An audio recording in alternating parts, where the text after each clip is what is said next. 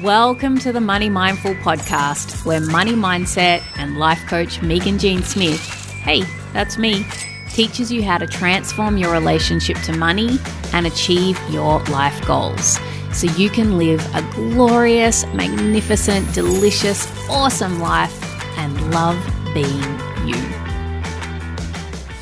Hello, hello, hello, and welcome to another episode of the Money Mindful podcast.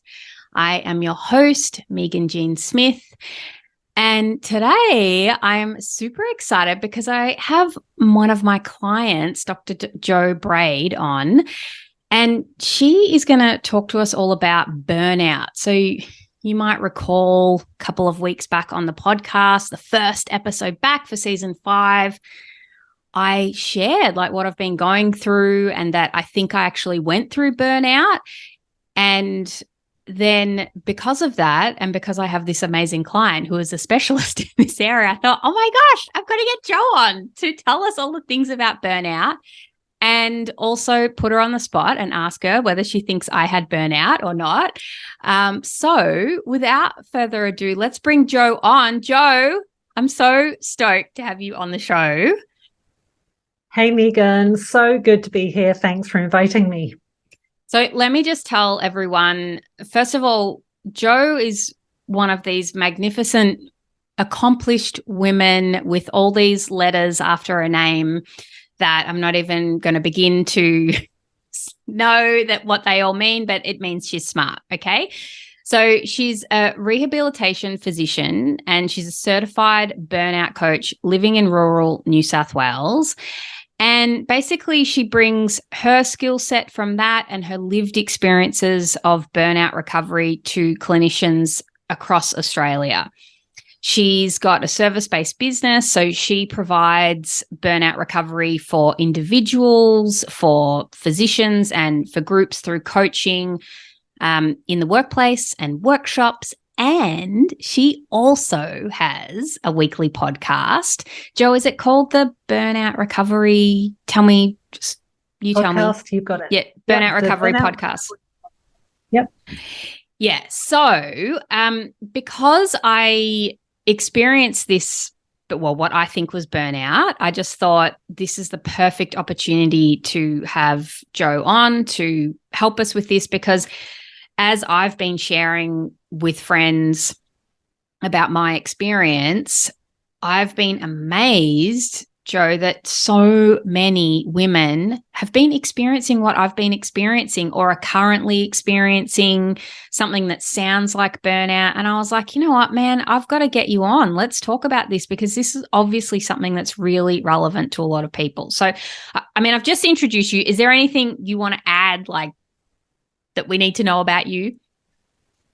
Oh, thanks, Meaghan. Yeah, a great introduction. I am a doctor and maintain my clinical career working as a traumatic brain injury rehabilitation physician. So I'm a doctor based out of Bathurst with that. I live in Orange with my family, and I have a growing coaching business with a focus on burnout in healthcare providers.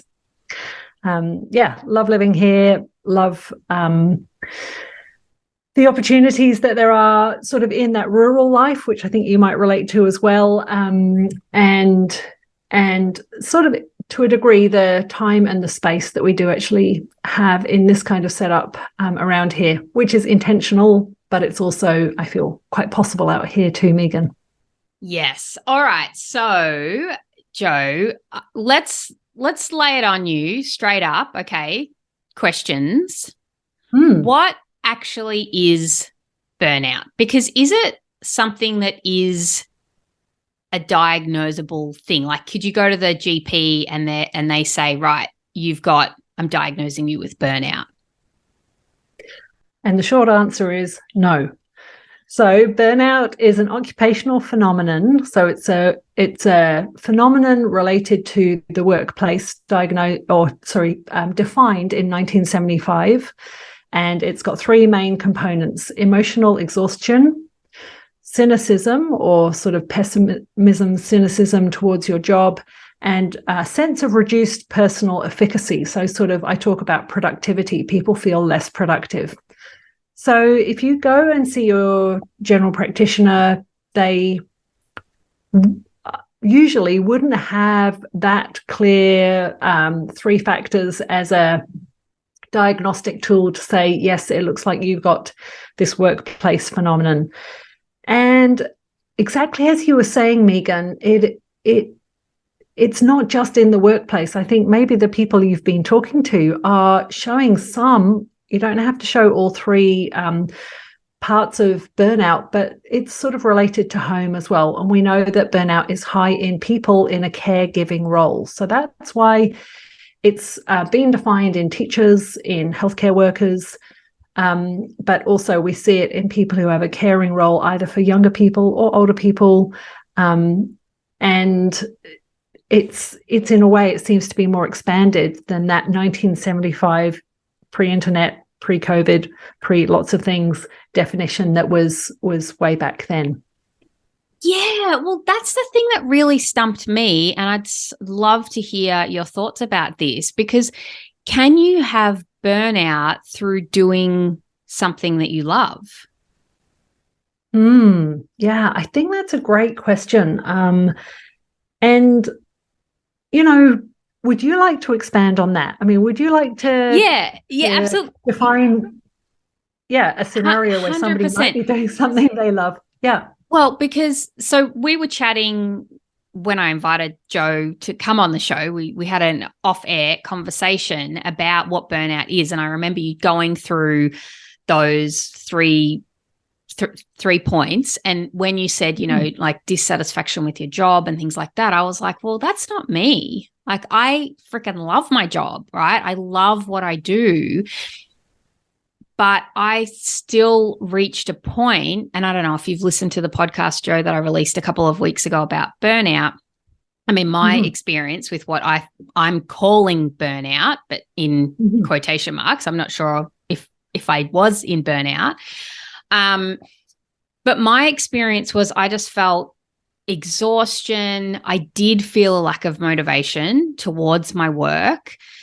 Not because I didn't enjoy it, but because I just felt like I was pushing shit uphill backwards, you know, because I just felt so, exhausted. And I guess to give you some background information, I'd also had some health issues happen with my hormones and iron levels. And so I was kind of actually depleted, like according to the GP, you know, like in terms of my energy and things like that. And so from a physical health point of view, I definitely had things going on that the GP was like, oh yeah, like no wonder you're tired. Right? Like that made sense. But then I also had a lot of other stuff going on. So in my personal life, in terms of we were moving house, we'd been in a challenging situation for quite a couple of years where we, you know, I'd sort of felt like, oh, right, I'm at the end of what I'm willing to experience, sort of in we were living where we were because of my partner's job circumstances, but it wasn't our forever home or anything. It wasn't where I felt really connected to. And that sort of wore me down after a while, you know, like sort of being in that constant mind management of just, you know, like you're a coach too, and we can manage our mind, like we can change our perspective.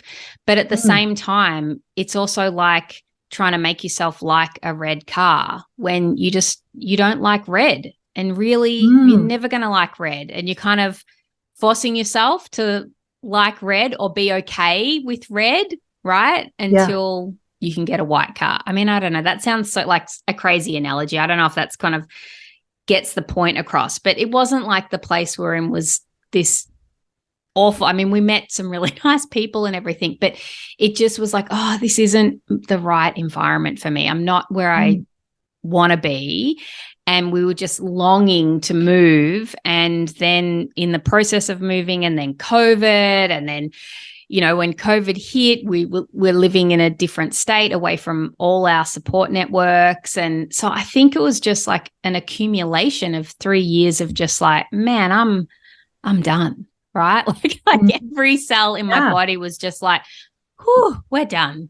That's it. Oh. And so, and then the health stuff on top of that. So I just found that I just hit a wall. And as I explained on the podcast, we moved, and then when we moved, I just thought, yeah, I'm just going to get back into it. And that's when I really felt like this huge resistance and just like, no, I just can't get back into it. Like it felt so wrong, like so misaligned. And I would even go to do things. And, one day I knocked myself out on the fridge, almost I don't know if I gave myself a concussion, but it gave me a big shining bump on my head for 2 weeks. So I was lying down for the afternoon, like even things like that. Like, it's just like the universe is telling me, slow down, slow down, slow down, rest, man.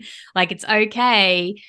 And so the only way I can describe that, because I've never experienced anything like that before, is like, I think I just burnt out. Like, I used up everything, like all the wick, right? Like the wick was totally burnt down. There was no wax left, and we were out. And so I don't know for sure. I mean, what's your interpretation? Do you think that sounds like burnout? Yeah, I mean, I was going to also not embellish, but also let you know about like physical, emotional, and behavioral signs you might get in burnout too, because there's sort of those three almost clinical definitions. But if we go through some of the other physical, emotional, and behavioral signs that you might notice, or symptoms that somebody might feel, it would probably tie in with what you're talking about there. And I also like just to hear you talking about your gut not being okay with what was going on. And I don't mean a gut health kind of thing, but like that visceral feeling of, I can try and make myself like a red car, but viscerally within your body, it's white cars that you really like. And there was, we talk about the head or the mind, the heart, and the gut. And I think you might get that kind of zone that I'm referring to there. And something just was not sitting right with you. And when we talk about that, I often think about things not sitting right in our gut, in our abdominal area. So let me go through some of the other physical signs and symptoms that people might notice as well, because this might be more relatable for people than purely just the exhaustion, cynicism, and decreased productivity. So you might notice headaches, stomach aches or gut issues, fatigue, which is so common in burnout for sure. Frequent illnesses, because it's on a physiological level, there can be a phase of running very high cortisol levels. And so when we have a lot of cortisol in our system, it can end up sort of affecting how effective our immune system is as well. So, that was a tricky period during COVID. Also, people were quite not only concerned, but there were lots of challenges in healthcare. If I just talk about that zone, there's all the PPE, there was the uncertainty, not really knowing what this condition was. There were some incredibly unwell people, and, a lot of catastrophe across the world. So that cortisol level in certain people would have been high, and then they're more vulnerable to get illnesses for a while after that. And then finally, changes in appetite. So you can sort of maybe feel more hungry or really lose your appetite. And insomnia or lack of sleep and sort of disturbed sleep is another one of the physical symptoms. So do you think any of that, if you're happy to share, Meaghan, oh, yeah, was relatable? 100%. I mean, the fatigue was real.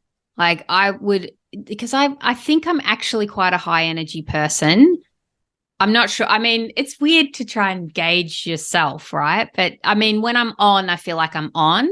But then when I was off, I would really be off. And I'd just be like, whoa, I need to just go and, be on my own in a quiet place and just recharge, like blob out, watch Netflix, eat some popcorn, whatever, or sleep, or I mean, since I've been up here doing things like going to a restorative yoga class, but that sort of stuff wasn't available where we were.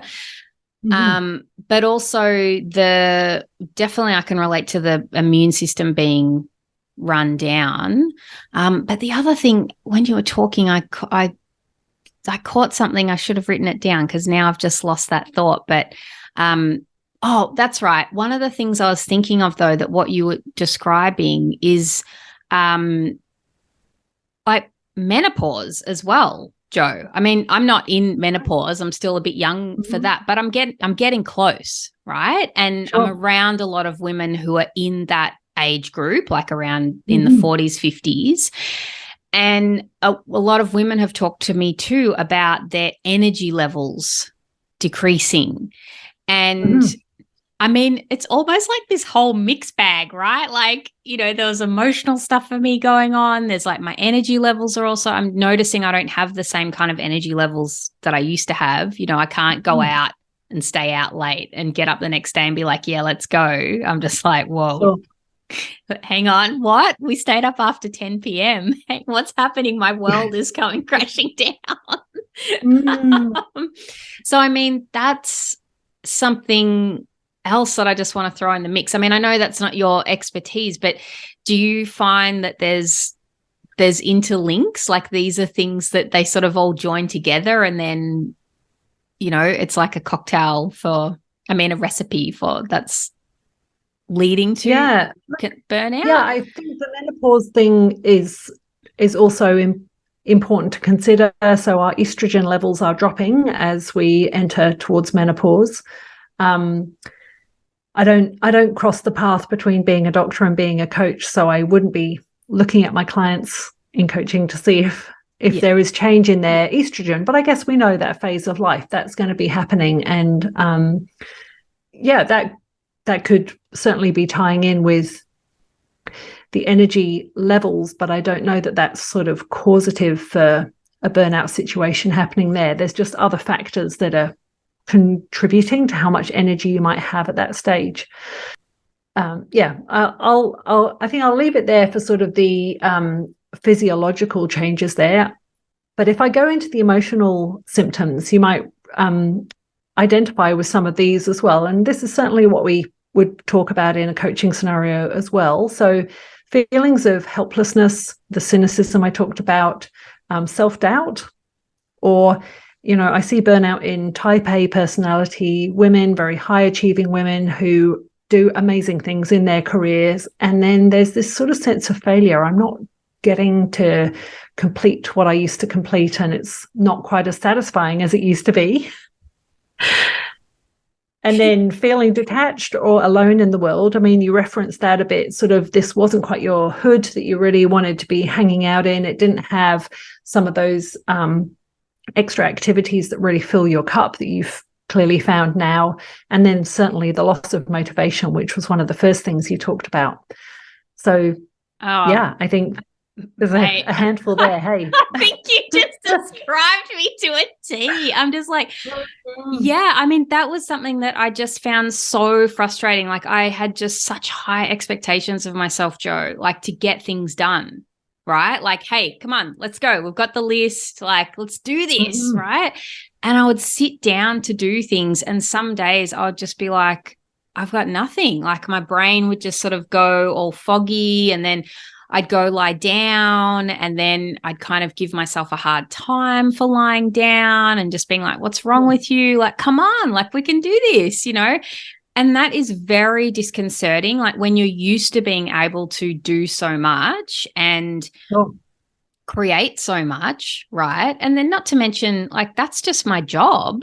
Outside of that, I've got 2 young kids, right? Like a life. I mean, so it's not just that. And so that was definitely, what's the word I'm looking for? Like a real, downer. I mean, just having expectations of what I thought I was going to get through in a day. And then, you know, maybe let's just say that was 10 things and I would get 2 things done and then just be like, oh, what is happening, you know? And so I can 100% relate to the emotional stuff that you're talking about. what I mean, I don't. Maybe where you're leading me in this direction anyway with what you're saying, and I don't want to get you too off track. But how do you identify though? Like, I knew that I was unwell in terms of physically unwell because I was getting really exhausted. Like I'll just share as well. Like I was getting really heavy periods like every 2 weeks and literally just bleeding to death. And that was another reason why I was like super, super tired. And I mean, I've got all that sorted out now. But when that was going on, that was just like every 2 weeks I was out, like just I'm down for the count again. And so I'd have to do things in really short bursts. But I wasn't really making, outside of those physical symptoms, I wasn't really making connections that I think I was emotionally like burnt out as well. Yeah. Right. So like, how do you see that? Like, what do you look for? For somebody listening, right? Like, I just feel like I've been through it, but if somebody's listening to this, what can they look out for if they're thinking, geez, I think this is me. Like, I think it's often a really insidious onset of burnout. So it's not night and day. It is months or years that it creeps up upon us. And I don't think it's often a very quick onset for people. And my experience personally was also sort of a slower onset of a job that I loved and I created and I was having a great time. And then, like you alluded to, it was like the flame had gone out and I just wasn't sure why or what I could do to light that again, but it just wasn't feeling sort of glowing or alight. So I would say it's often the people around you that notice something's different in you before you might even notice there's something different yourself. And I have clients say that, like, my partner's concerned, my kids can see there's something different in me. So it's just this really invisible, you might not see it in yourself. There's this inner sort of effortful person. So there's the type A personality who's very much, I'm a fixer, I can sort things out. Don't worry, I'll just dig my hole a little bit deeper and work a bit harder. And that is the attitude that people take until there's just no more energy to use that approach. So because of the kind of person it often affects, the perfectionists, the people pleasers, people who can be procrastinators as well, really high standards for themselves. They'll stay often very isolated and doing their own work to try and dig themselves out of this hole. Whereas the first step for burnout recovery is asking for help. Oh, boom. Yeah, that can see how that can hope I didn't bring that too early, but really that's where it all changes. Oh my gosh, I feel like you're just describing me to a T, Jo. Like, really? Okay. Yeah, it's just, and I'm just so glad we're doing this episode because I just know this is going to help so many people. So I mean, let's talk about, because so what I did, and I'll just explain it very briefly because I talked about it a lot on the podcast episode I released a few weeks ago called Radical Self-Love Rebirth. If you haven't listened to that, just go back and listen to that one.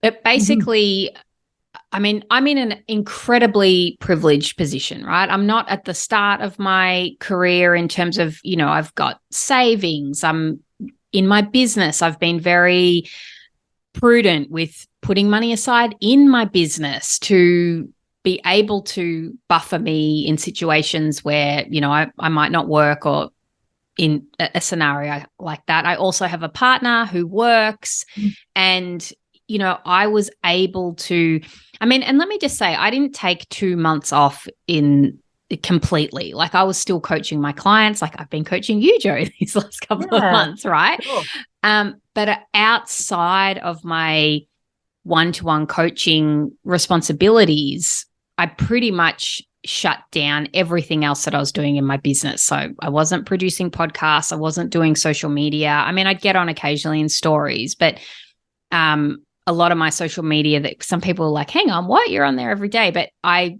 batch stuff and I schedule things and it goes out way in advance. So, and I repurpose things. I've openly shared that I reuse things. So that was all just ticking over and going over. But apart from seeing my one-on-one clients, that was it. And so I had a lot more space, because a lot of the things that I would normally do on a day-to-day basis, like recording podcast episodes, writing content, doing social media, writing emails, like all of that, I just completely stopped.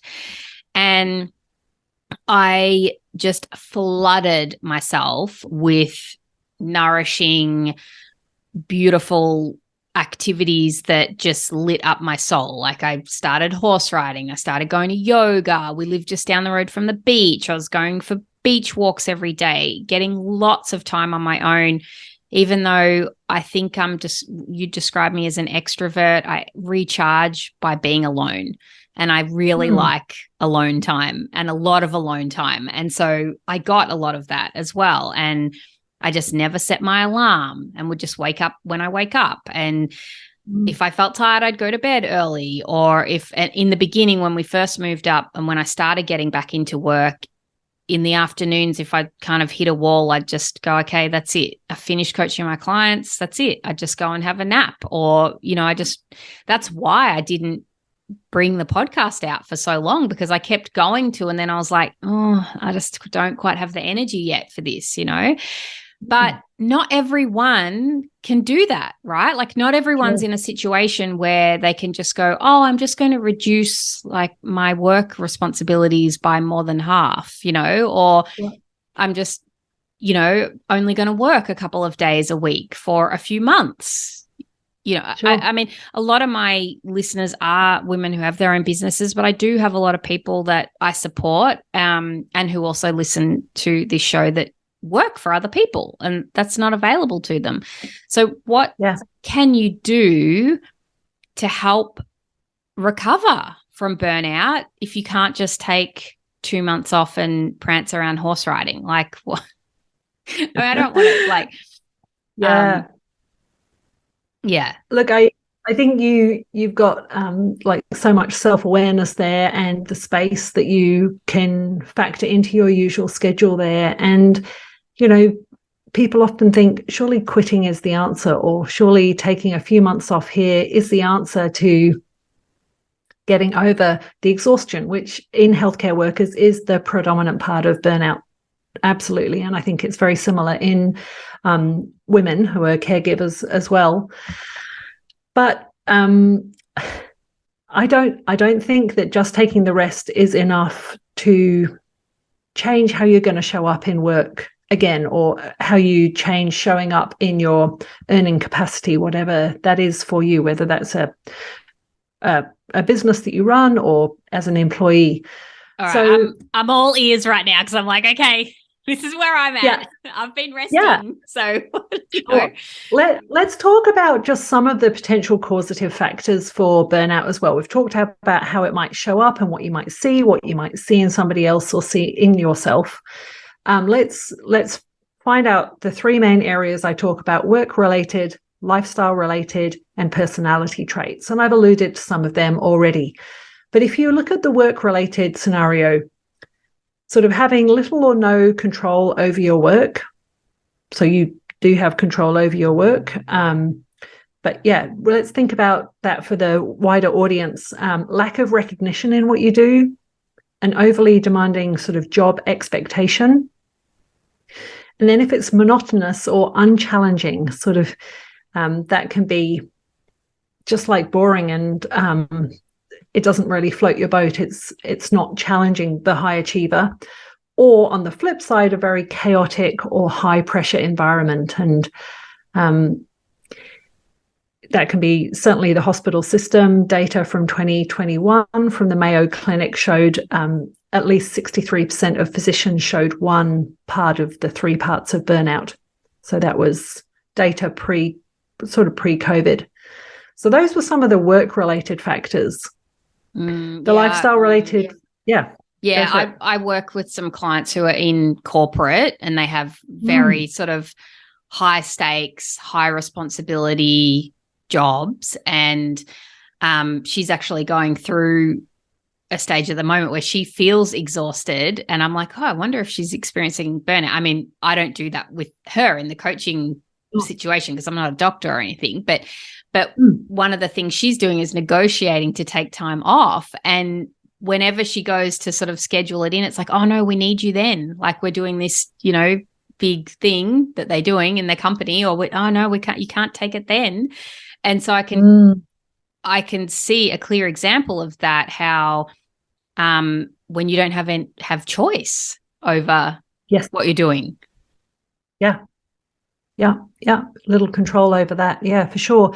And I think the sense of recognition as well. So I do group emergency department coaching, and that's something that's certainly come up in the teams that I've coached there as well, sort of when they are all in the, not in the slammer, but just they're all busy. It's like busy as more and more patients are presenting to ED than usual, but staffing numbers haven't gone up, and they're all doing resusces and doing all the important things that you have, all the necessary things that you have to do in ED, but that time for recognition and that sort of teamwork and that sort of emotional awareness, emotional support within the team is really important for the individual person there. So I'd say that's some of the workplace related factors there. So shall I move on to lifestyle related, or did you have another question? No, please. Okay, so lifestyle related, sort of working too much. So working those hours, which again might be in your control, or they might not be in your control. And then what do the other hours look like? Are they socializing, if you like that kind of thing, or are they relaxing? Are you getting enough of that sort of balance outside of work? How are your supportive relationships? So a lack of close and supportive relationships, that isolation that can come up there. Too many responsibilities without enough help. Now, COVID, the pandemic, homeschooling, it definitely landed generally on the women a lot more than men. And so the women were trying to work from home and homeschool and sort of keep everybody fed and watered. And it was pretty chaotic, right? And then sleep. That is lifestyle related as well. What does your sleep schedule look like?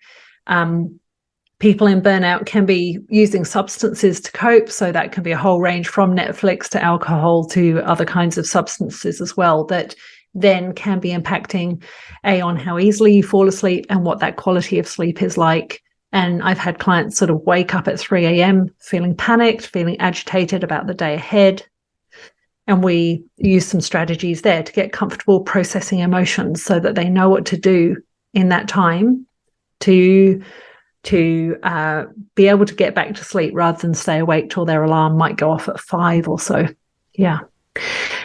And finally, we'll just cover off personality traits. I've talked about these a little bit before already, but that perfectionist tendencies. So that might be something that you've had from childhood and that is sort of within you. And I think it's just like, oh yeah, that's one of my strong traits. And I can either try and satisfy that, or I was at an amazing International Women's Day thing this week, just recognize that we are all imperfect humans, or imperfectly perfect humans. We are all imperfect in our own ways with whatever is going on in the present or has gone on in the background. So I think working through acknowledging, being aware of what your brain is crafting this sort of imagery of how everything's meant to look, and the reality doesn't look the same. And it's that contrast of what you imagined it looked like and what it ends up looking like can contribute to that sense of self-doubt or failure,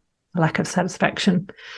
Having a pessimistic view of yourself and the world, needing to be in control as a personality trait, and certainly high achieving in nature, which I've alluded to before. So that was just going through work-related, lifestyle-related, and personality traits that can contribute to the situation of burnout in an individual.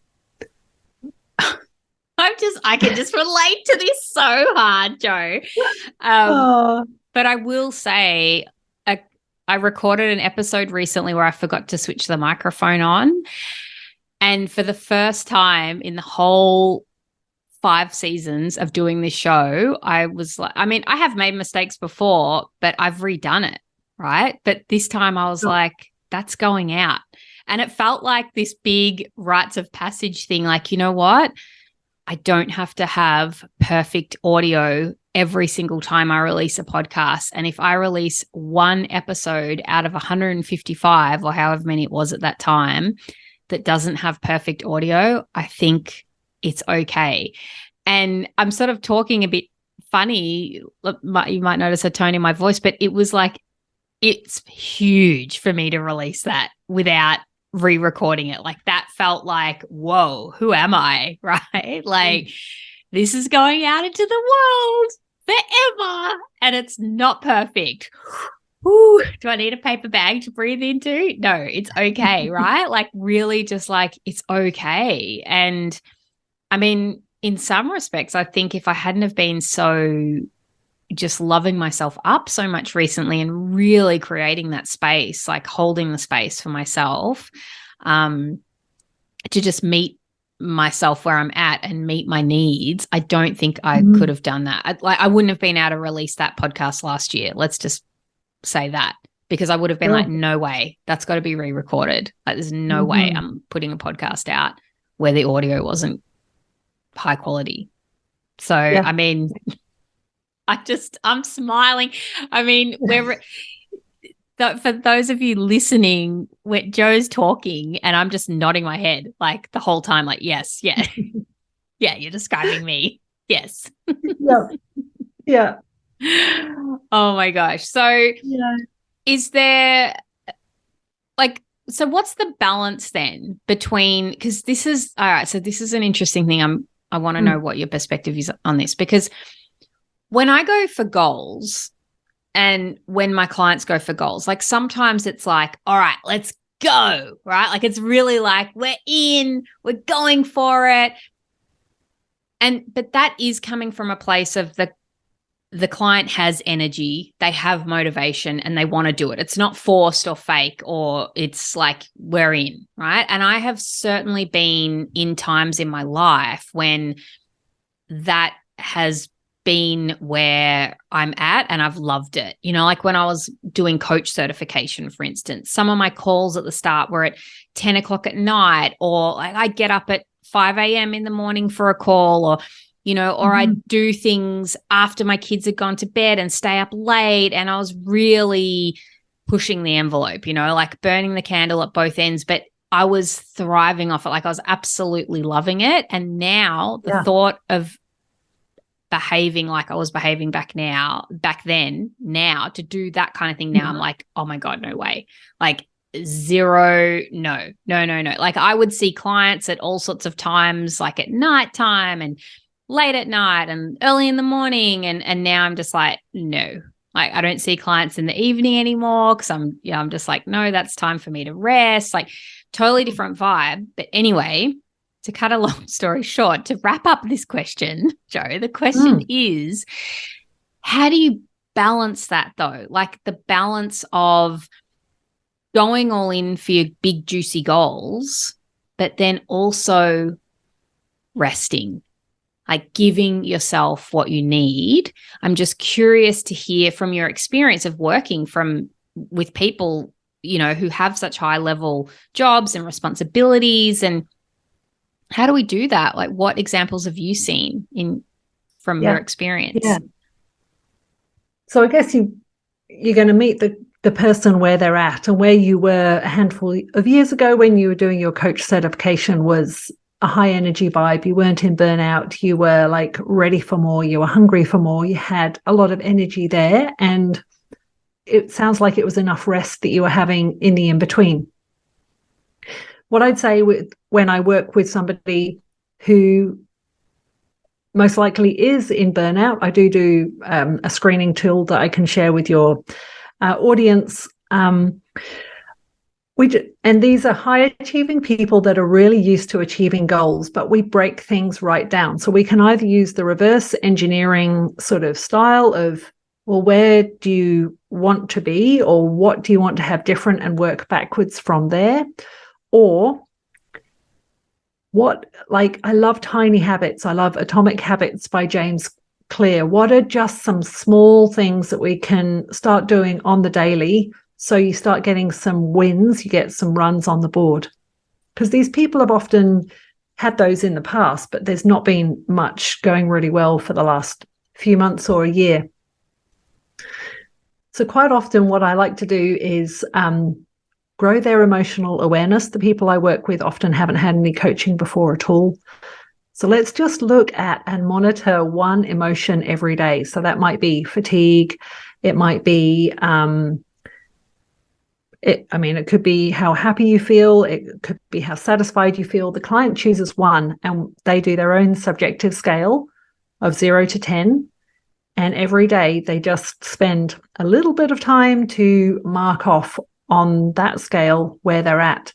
And then in a way, after a week, they've got data. After 4 weeks, they've got data. And meanwhile, we're implementing coaching tools and regular coaching sessions. So I feel that is, it's not a big, hairy goal, but it maybe meets them where they're at that start. And it really acknowledges what is often in their face. So looking at that negative emotion, Meaghan, is okay. We can look at that one and see how that changes over time with introducing some of the tools that I do in my coaching work. So yeah, that's just breaking it down, keeping it small for people. Yeah. Well, I'm just thinking, my gosh, just thank goodness for coaching, because I mean, I know that if someone said that to me, like just break it down or just do a small bit, and I wasn't a coach or didn't have access to other people to help me manage my mind or whatever, I'd be like, sorry, no. Like we're just, like we're not doing a tiny bit. Like this has got to be done. This is how much needs to be done. I'm holding my hands out for those of you listening at home, sort of wide. And if you're trying to tell me that I can only do like this small thing, that feels really challenging. Yeah. So I can see how that. I was going to say, check how you feel after you've done that small bit, because this is this emotional awareness again. It's like, oh, there's a win. How do you feel with that? And hopefully they do feel different. They're not cynical. They don't feel unproductive. They might still have a feature of exhaustion going on there, but we're starting to get some change about what they're doing. Yeah, no, I like that. Like actually checking in after you've done it. How do you feel now that you've done that? Yes, I can see how that would help. Yeah. Okay, well, what else do we need to know? Is there anything we haven't covered about burnout that you're burning to tell my audience? Yeah, sure. So look, there is a burnout assessment tool. I have that available on my website. People can download the access to that. It's 12 work-related questions, and the score will indicate your risk of burnout. No risk, at risk, or at very high risk. And it's from research developed in 2019 in Belgium. So people are welcome to have a look at that. And that's the sort of thing you could look at quarterly or monthly and just see how you're going with that. It is particular to you. I think it's not a diagnosis you're going to get from your doctor. So this is probably more questions than somebody in healthcare or therapy might ask you about burnout. And then definitely want to. I definitely want to go and try and do that survey. Yeah, sure. Yeah, for sure. And I mean, do you recommend any books, like a resource, like if somebody's into reading, if that's their thing, like to give them some insight? Do you have any resources that you recommend? Yeah, absolutely. So by an Australian psychiatrist, Dr.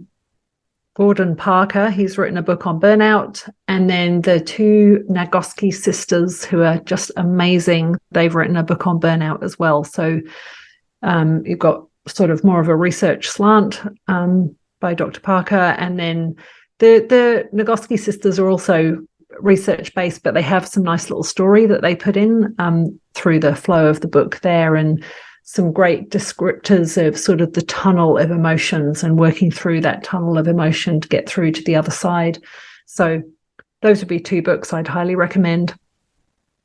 And I'm in the process of getting myself published, but that's coming up before too long. Well, let's talk about that. Don't just sort of go, oh yes, I've got something, and then keep us in the dark. Come on, share.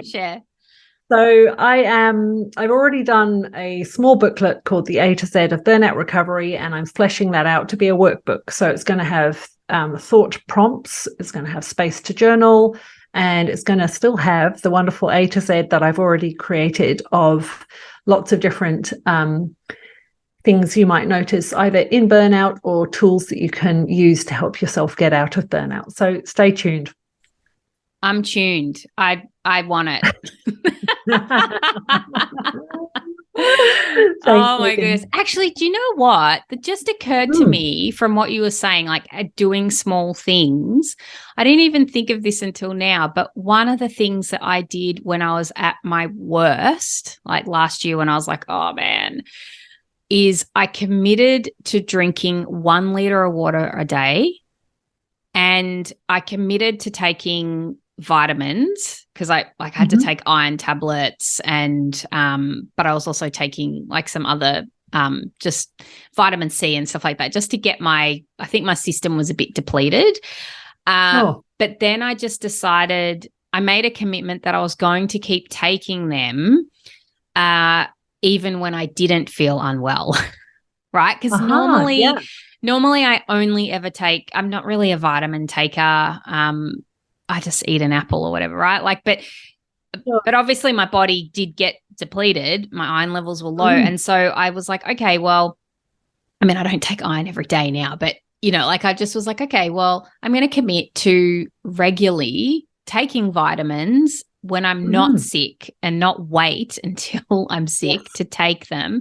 And then also drink 1 liter of water a day. And I'm going to get to bed before 10 every night and make sure that I just sleep until I need to wake up, right? So if I've got because I like to get up early and do things, but I was like, if I don't wake up early, I'm just going to let myself sleep until I wake up. And those 3 things actually have made a massive difference. And I will report that I have slacked off on the vitamin side of things because I've been feeling much better, but I'm still sticking to the 1 liter. I mean, I drink more than 1 liter most days, but it's just that's my minimum baseline. Like I'm like, no, I'm just committed to at least, you know, doing that. And that has made a difference. So I think that you've made a good point there. And I do feel good when I look at my water bottle, because I bought a nice little attractive 1 liter water bottle from Target that sits on my kitchen bench. And when I see that that's empty at the end of the day and I'm filling my water up from the tap because I've already drunk all the water in my water bottle, I do feel good. So that is actually a perfect example of what you just said. Yeah. And then that reinforces the next day of like looking at your water bottle and you're like, yeah, I know why I'm doing this. I mean, hopefully you feel good on the way, and there's that self-love and that self-compassion as you go on your way through drinking the liter plus during the day. And you don't have to wait till you finish the liter to feel good, but reinforcing that on the daily. Yes. Okay, well, just before, and we're gonna wrap up, Jo, I think, because we don't want this to go too long. But I am going to ask you a cheeky question about working with me, because you're my client, and I just thought, do you want to share like a little bit about what's that like? Yeah, absolutely. Look, I really, really enjoyed it, Meaghan. I think we're in our 4th or 5th month working together now. I felt like I could bring anything to coaching with you. I certainly started off with more of a money mindset slant, I think, at the beginning of our sessions together, but it has expanded to be a whole lot more than that. And that's just felt great. So so available for anything that I need to bring up or I want to bring up with my coaching session. And I can see how it's all stacking on top of each other and in growth. And where I am now, so we're doing this call mid-March, compared to like even how I think I speak and the pace of my speech and all of that compared to when we started maybe November, something like that.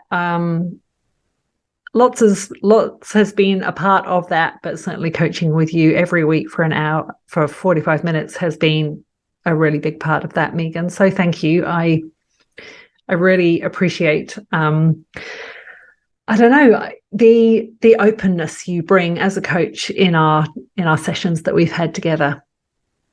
Thank you for saying that. And I'm glad that you mentioned that, because so many people come to work with me first, like, I've got, I want to increase my income in my business or something like that, right?